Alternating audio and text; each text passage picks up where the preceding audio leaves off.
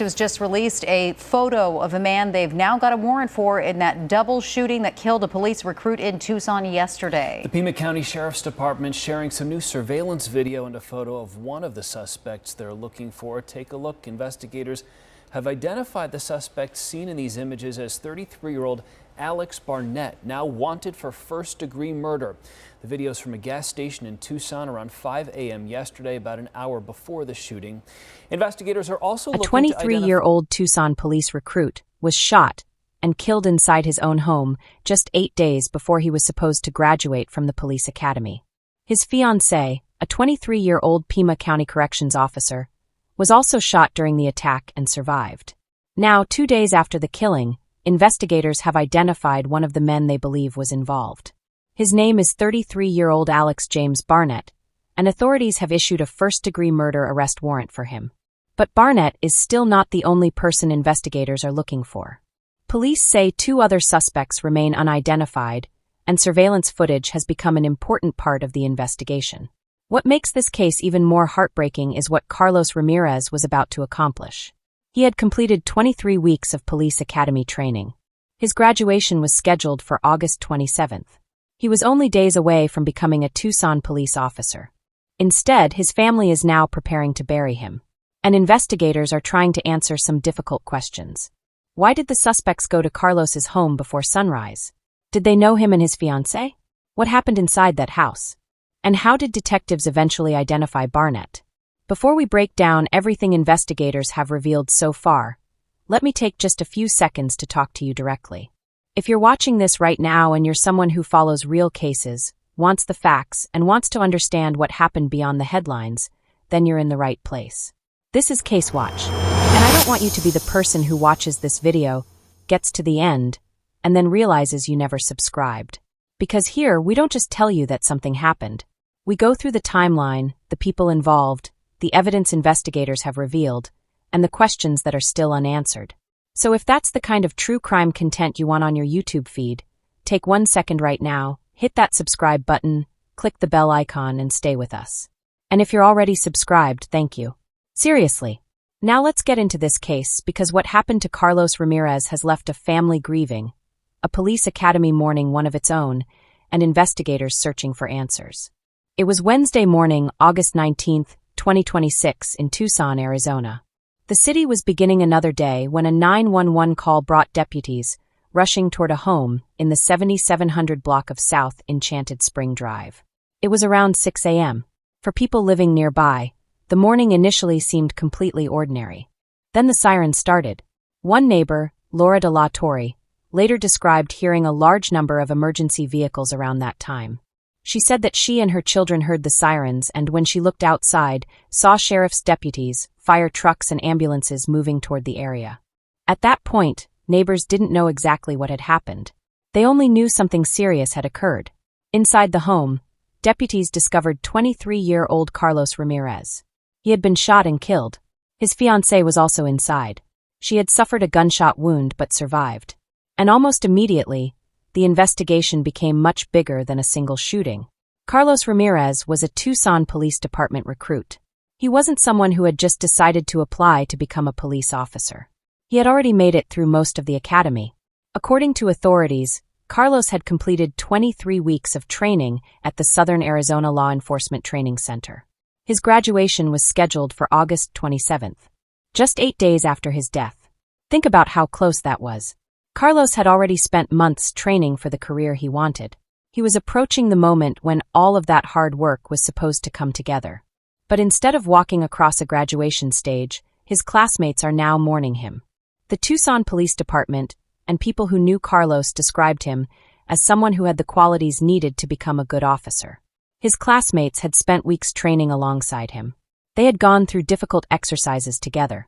They had shared the pressure of academy life. And now, one of the people who should have been standing beside them at graduation was gone. One of his classmates, Stacy Marshall Jr., spoke about Carlos after the shooting and said he believed Carlos's demeanor and the way he carried himself would have made him a great police officer. Those words are difficult to hear because Carlos never got the chance to find out what kind of officer he would become. His career was stopped before it even officially began. But Carlos was more than a police recruit. He was a fiancé. He was a father. And according to reports, his fiancée was pregnant at the time of the shooting. His fiancée was also connected to law enforcement. She worked as a Pima County corrections officer. So inside that home were two young people who had careers connected to public safety and who were building a life together. Then, sometime before the emergency response at approximately 6 a.m., gunfire erupted. Investigators have not publicly released every detail about what happened inside the house. That is important. There are still unanswered questions about the exact sequence of events. But authorities have said two suspects were believed to be involved. They were initially described as Hispanic men wearing black clothing and ski masks. And after the shooting, they reportedly fled. Investigators began searching for the vehicle connected to them. It was described as a gray SUV, believed to be a 2007 to 2013 Acura MDX. Authorities also noted that the vehicle may have been missing its fuel door cover. That may sound like a small detail, but in a homicide investigation, small details can become very important. A vehicle can tell detectives where suspects traveled. A surveillance camera can show where that vehicle was before or after a crime. And when several pieces of information line up, investigators can begin reconstructing a timeline. That is exactly what detectives began doing in this case. They started looking beyond the house. They started looking at nearby businesses. They started searching for surveillance footage. And eventually, investigators found video that would become an important part of the case. Surveillance footage reportedly showed two men at a Shell gas station on West Valencia Road. The footage was captured around 5:30 that morning. That was shortly before the shooting. One of the people seen in that footage was identified by investigators as Alex James Barnett. Now, this is where the investigation becomes especially interesting, because investigators weren't simply trying to identify a random person who happened to appear on a camera. They were trying to establish whether the people appearing in that footage were connected to the suspects involved in the shooting. The timing mattered. The location mattered. The vehicle mattered. And the footage became another piece of the developing investigation. Authorities also recovered a gray SUV believed to be connected to the suspects. The vehicle was found near Palo Verde Road and 33rd Street. That gave investigators another physical piece of evidence to work with. And this is one of those moments where you can see how a homicide investigation develops. It doesn't always happen with one dramatic discovery. Sometimes it's a series of small pieces. A camera records something. A vehicle is located. A witness remembers something. Another camera captures another angle. Detectives compare the information. Then a name begins to emerge. In this case, that name was Alex James Barnett. By August 21st, authorities publicly identified Barnett as a suspect. The Pima County Sheriff's Department announced that investigators had obtained a first-degree murder arrest warrant for the 33-year-old. But there is an important legal point here. Barnett has been accused. He has not been convicted. An arrest warrant is not a guilty verdict. The evidence still has to be tested through the legal process, and Barnett is entitled to the presumption of innocence unless proven guilty in court. At the same time, authorities are not saying the investigation is finished. Far from it. Two additional suspects remain unidentified, and investigators have released information about those individuals because they need the public's help. That means the surveillance footage could become even more important as detectives try to determine who the other people were. And this brings us back to the question that may be on your mind right now. How did investigators know Barnett was one of the people involved? The honest answer is that authorities have not publicly released every investigative step. We know investigators reviewed surveillance footage. We know a vehicle believed to be connected to the suspects was recovered. We know investigators ultimately identified Barnett and obtained an arrest warrant. But we should not fill in the gaps with speculation. Until investigators officially release that information, we should stick to what they have actually said. And that what we know is that investigators built a case from information gathered after the shooting, including surveillance evidence and the suspected getaway vehicle. And that investigation led them to Barnett. But now detectives face an even bigger challenge. Finding him, and finding the other two suspects. Carlos's classmates were facing something even more personal. They were preparing to lose someone who had trained beside them. The police academy graduation that was supposed to be a celebration had suddenly become a painful reminder of what had been taken away. Carlos was supposed to be there. His name was supposed to be called. His family was supposed to watch him graduate. Instead, they are now grieving. And that is one of the details that makes this case so difficult to process. He wasn't years away from his dream. He wasn't at the beginning of his training. He was almost there. 8 days. That was the difference. 8 days between the life Carlos was expecting and the reality his family is now facing. But investigators still have a job to finish.